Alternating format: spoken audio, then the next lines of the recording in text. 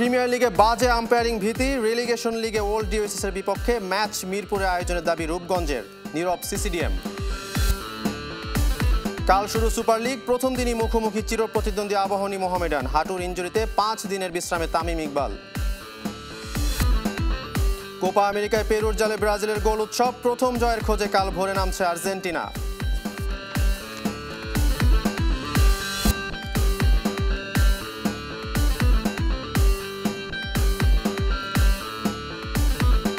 সবাইকে আমন্ত্রণ স্পোর্টস 24-এ। আপনাদের সাথে আছি আমি শাফাত মিতুল। শিরোনাম শুনছিলেন শুরুতেই, নিয়মিত আয়োজন peak of the day.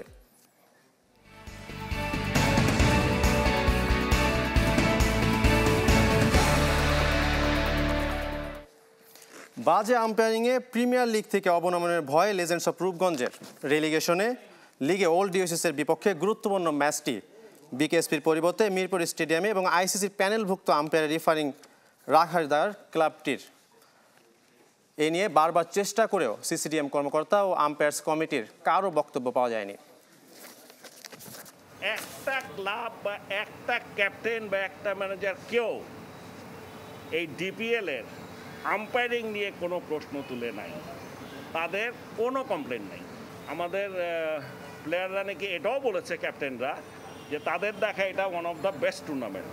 Board সভাপতির বক্তব্যের 3 দিন না যেতেই ভিন্ন চিত্র। কোথায় গেল বিসিবির প্রতি ক্লাবের সেই আস্থা? আম্পায়ারিং নিয়ে ভয় পাচ্ছে অবনমন ঠেকানোর লড়াইয়ে থাকা লেজেন্ডস অফ রূপগঞ্জ।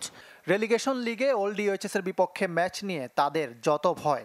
21 জুনের এই ম্যাচটি বিকেএসপির পরিবর্তে মিরপুরে খেলার দাবি রূপগঞ্জের।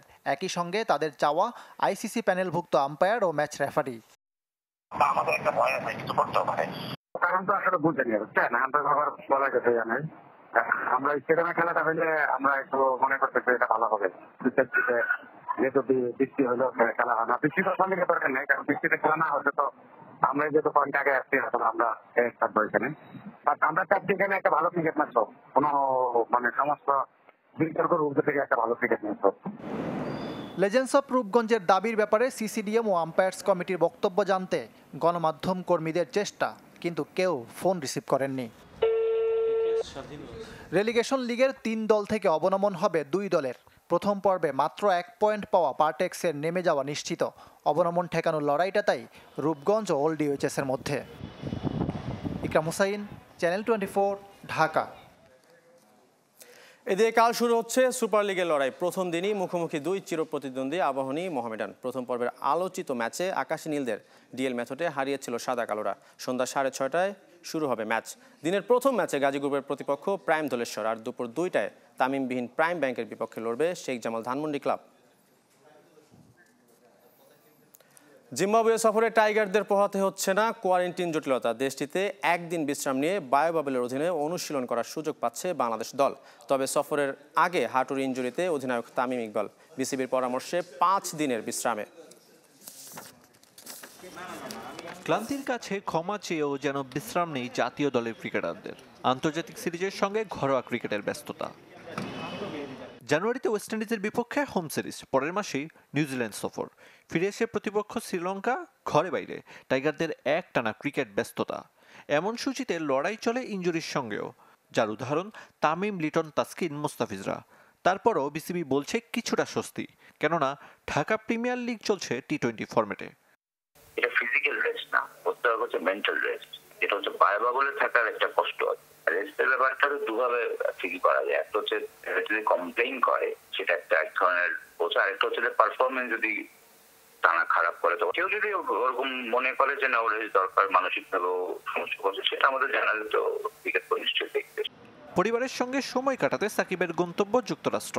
বিশ্বসেরার মতো সুপার লিগ খেলছেন না তামিম, তবে সেটা হাঁটুর ইনজুরিতে। বিসিবির পরামর্শে টাইগার অধিনায়ক 5 দিনের বিশ্রামে। আমরা 5 দিনের জন্য কমপ্লিট রেস্ট নিতে বলেছি। 5 দিনের মধ্যে আমরা আবার দেখবো, তারপর পরবর্তী সিদ্ধান্ত হবে। এক্সট্রা না, আমরা দরকার অন্য স্ক্যান করবো, কয়েকদিন কমপ্লিট রেস্ট নিতে হবে, রিকভারি দরকার। এদিকে জিম্বাবুয়ে সফরে আসার কথা ক্রিকেটারদের থাকতে হবে কেবল 1 দিনের কোয়ারেন্টিনে। এরপর বায়োবাবলের অধীনে অনুশীলন। 1 দিন কোয়ারেন্টিনের পর বায়োবাবলের আন্ডারে প্র্যাকটিস করতে পারবে। চলতি মাসের শেষ দিকে জিম্বাবুয়ে সফর করবে বাংলাদেশ দল। Ariful Islam, channel 24, Dhaka. Test championship ফাইনালে বৃষ্টির আধিপত্য পরিত্যক্ত হয়েছে প্রথম দিনের খেলা। সাউদাম্পটনে সকাল থেকে বৃষ্টির হানা, টানা বৃষ্টির কারণে টসও হয়নি। চা বিরতির আগ পর্যন্ত বৃষ্টি চলমান থাকলে প্রথম দিনের খেলা পরিত্যক্ত ঘোষণা করা হয়। শুধু প্রথম দিন নয়, ম্যাচের বাকি দিনগুলোতেও বৃষ্টির সম্ভাবনা আছে। কোপা আমেরিকার খবর। আসরে প্রথম জয়ের খোঁজে আর্জেন্টিনা। দ্বিতীয় ম্যাচে প্রতিপক্ষ উরুগুয়ে। ব্রাসিলিয়ার মানে গারিনচায় ম্যাচটি শুরু কাল ভোর 6টায়। তার আগে রাত 3টায় চিলি বলিভিয়া লড়াই।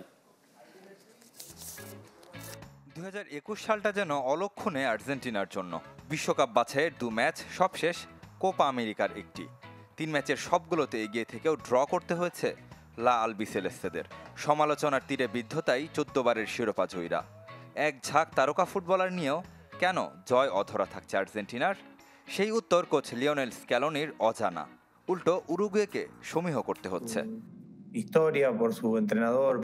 উরুগুয়ের কোচ ও ফুটবলারদের প্রতি আমরা শ্রদ্ধাশীল। কঠিন একটা ম্যাচ অপেক্ষা করছে। সুয়ারেজ আর কাভানিকে কড়া মার্কিংয়ে রাখার চেষ্টা থাকবে। ইনজুরি মুক্ত পুরো আলবিসেলেস্তে শিবির। একটা জয় ফেরাতে পারে দলের আত্মবিশ্বাস। তাই সতীর্থদের উজ্জীবিত রাখার চেষ্টায় লিওনেল মেসি। পরিসংখ্যান আর্জেন্টিনার পক্ষে 189 ম্যাচে 87 জয়ের বিপরীতে হার 57টিতে। তবে শেষ 2 ম্যাচে ফল আসেনি। খুব একটা স্বস্তিতে নেই উরুগুয়েও। এবছর 2 ম্যাচে শুধু ড্রই নয়, প্রতিপক্ষের জালে গোল দিতে ব্যর্থ লা সেলেস্তেরা। তবে কোপা আমেরিকা মিশন শুরুর আগে সুসংবাদ, 2 ম্যাচে নিষেধাজ্ঞা কাটিয়ে ফিরছেন দুরন্ত ফর্মে থাকা অভিজ্ঞ স্ট্রাইকার এডিনসন কাভানি। এই ম্যাচকে ঘিরে বাড়তি সতর্কতা নেই দাবি উরুগুয়ান কোচ অস্কার তাবারেজের। তবে তিনি জানেন সেই দলটায় মেসি খেলেন। এটা কোনো ফাইনাল নয়, আমার কাছে শুধুই একটা ডার্বি। তবে মেসিকে নিয়ে সব কোচেরই আলাদা পরিকল্পনা করতে হয়, আমিও ব্যতিক্রম নই। 2011 সালে শেষবার কোপা আমেরিকা জিতেছিল আসরের সফলতম দলটি। রেদওয়ান শুয়েব, চ্যানেল 24। এদিকে গোলশূন্য ড্র হয়েছে কলম্বিয়া ভেনেজুয়েলা ম্যাচ, কিন্তু ঠিকই উড়ন্ত বর্তমান চ্যাম্পিয়নরা। পেরুর জালে গোল উৎসব করেছে ব্রাজিল। 4-0 গোল বিধ্বস্ত করেছে পেরুকে। সাথে টেবিলের শীর্ষ স্থান অক্ষুণ্ণ রেখেছে চ্যাম্পিয়নরা। ব্রাজিল ম্যাচ আর নেইমার আলোচনায় থাকবেন না তা কি করে হয়? নিলটন সান্তোসেও যথারীতি আলোচনায় ব্রাজিলিয়ান পোস্টার বয়, গোল করে সবচেয়ে বেশি ফাউলের শিকার হয়ে। ম্যাচের বয়স 60 মিনিট, 1 গোলে এগিয়ে উড়ন্ত ব্রাজিল। নেইমার আদায় করে নেন পেনাল্টি। রেফারি বাঁশিও বাজিয়েছিলেন, কিন্তু তা বাতিল হয় ভিএআরে। সেই সিদ্ধান্ত নিতেও কম বেগ পেতে হয়নি রেফারিকে। সেরাদের তালিকায় যে তিনি, তা প্রমাণ করতে অবশ্য খুব একটা সময় নেননি ব্রাজিলিয়ান ফরওয়ার্ড। 8 মিনিট পরেই দূরপাল্লার শটে এগিয়ে দেন সেলেসাওদের। প্রথমার্ধটাও 9 বারের কোপা আমেরিকা জয়ীদের মাস্টার ট্যাকটিশিয়ানের জাদুর ছড়িতে। 12 মিনিটে পেরু কিছু বুঝে ওঠার আগেই লিড নেয় ব্রাজিল। গেব্রিয়েল জেসুসের ক্রসে স্কোরশিটে নাম তুলেন আলেক্সান্দ্রো। প্রথমার্ধের শেষ ভাগে ম্যাচে ফেরার চেষ্টায় পেরু, তবে ব্রাজিলিয়ান রক্ষণ দুর্গ তা হতে দেয়নি। গোলরক্ষক এদারসনকে বোকা বানাতে পারলেও ক্রিস্টিয়ান কুয়েভ পারেননি দানিলোকে ফাঁকি দিতে। পেরুর সেরা মুহূর্ত এসেছিল ম্যাচ শেষের 12 মিনিট আগে। বক্সের সেই সুযোগ কাজে লাগাতে পারেননি অ্যালেক্স ভালেরা। ম্যাচের শেষ ভাগে আবারও নেইমার শো, গোল করে নয়, পেরু রক্ষণের পরীক্ষা নিয়ে। ব্রাজিলের তৃতীয় গোলের ভিতটাও তার গড়া। ম্যাচের শেষ মিনিটে ব্যবধানটা 3-0 করেন বদলি ফরওয়ার্ড এভারটন রিবেরিও। পেরুর আরও একটি অসহায় আত্মসমর্পণ, যেন 2019 ফাইনালের পুনরাবৃত্তি। যোগ করা সময়ের 6 মিনিট যেন পুরো ম্যাচ। ব্রাজিলের গোল উৎসবে যোগ দেন বদলি ফুটবলাররা। গোলের হালি পূর্ণ করেন রিচার্লসন। আসরে টানা 8 জয়ে এবারের শিরোপাযোগ্য দাবিদার Brazil. Sadman Sakib, channel 24। Sports 24 একটা বিরতি নিচ্ছি, ফিরছি একটু পর।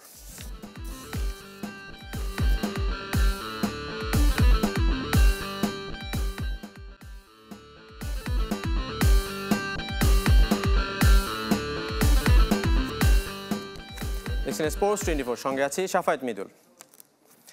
ইউরোর খবর, এই মুহূর্তে স্লোভাকিয়ার বিপক্ষে লড়ছে সুইডেন। শেষ খবর পর্যন্ত গোল করতে পারেনি কোনো দল। এদিকে রাত 10টায় ডি গ্রুপে চেক প্রজাতন্ত্রের প্রতিপক্ষ শক্তিশালী ক্রোয়েশিয়া, আর একটাই স্কটল্যান্ডকে আতিথ্য দেবে ইংল্যান্ড। ক্রোয়েশিয়াকে হারিয়ে টুর্নামেন্টের প্রথম ম্যাচে অধরা জয় পেলেও পারফরমেন্সে মন ভরাতে পারেনি ইংল্যান্ড। স্কটল্যান্ডকে হারাতে পারলেই নিশ্চিত নকআউট পর্ব। টানা 7 ম্যাচ জিতে প্রস্তুতিটা সেরে রেখেছে সাউথগেটের দল। শুরুর একাদশেও আসতে পারে পরিবর্তন। কিরেন ট্রিপিয়ারের পরিবর্তে খেলতে পারেন লুক শ। তবে সেরে উঠলেও ডিফেন্ডার হ্যারি ম্যাগুয়ারকে নিয়ে ঝুঁকি নিতে চান না থ্রি লায়ন্স। 22 বছর ধরে ইংল্যান্ডকে হারাতে পারে না স্কটল্যান্ড।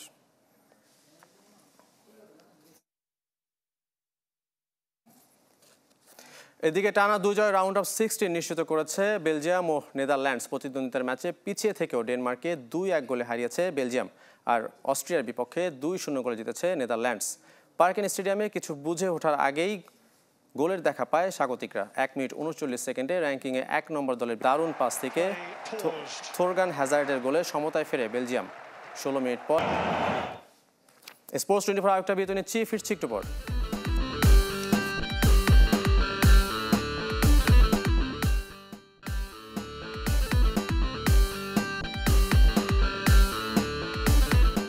ফিরে এলাম স্পোর্টস 24-এ। মাঠ কিংবা মাঠের বাইরে সবখানেই অনেক তরুণ ফুটবলারের রোল মডেল ক্রিস্টিয়ানো রোনালদো। ইউরোতে কোকাকোলা কাণ্ড যা প্রমাণ করেছে আরেকবার। যদিও কমল পানীয়টির প্রতি নিজেদের সমর্থন জানিয়েছেন অনেকেই, আর স্পন্সর প্রতিষ্ঠানের পণ্য সরিয়ে রাখলে জরিমানার হুঁশিয়ারি দিয়েছে ইউএফা।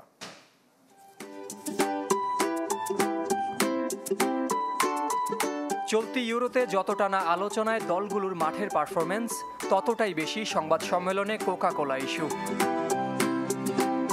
ক্রিস্টিয়ানো রোনালদোর দেখানো পথে হেঁটেছেন ম্যানুয়েল লোকাতেল্লি। CR7-এর মতো সফট ড্রিঙ্কসের পরিবর্তে পানি বেশি পছন্দ ইতালিয়ান মিডফিল্ডারের। তবে ভিন্ন মতো কম নয়, এই যেমন রাশিয়ার কোচ স্তানিস্লাভ চেরচেসভ।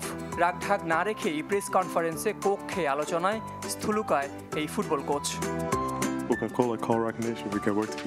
স্রোতে গা ভাসিয়েছেন Romelu Lukaku, Andriy Yarmolenko. Belgian তারকা লুকাকু কোকে সীমাবদ্ধ থাকলেও আরেক স্পন্সর কোম্পানি হেইনিকেনেরও অ্যাম্বাসেডর হতে চান ইউক্রেনিয়ান মিডফিল্ডার ইয়ারমোলেঙ্কো।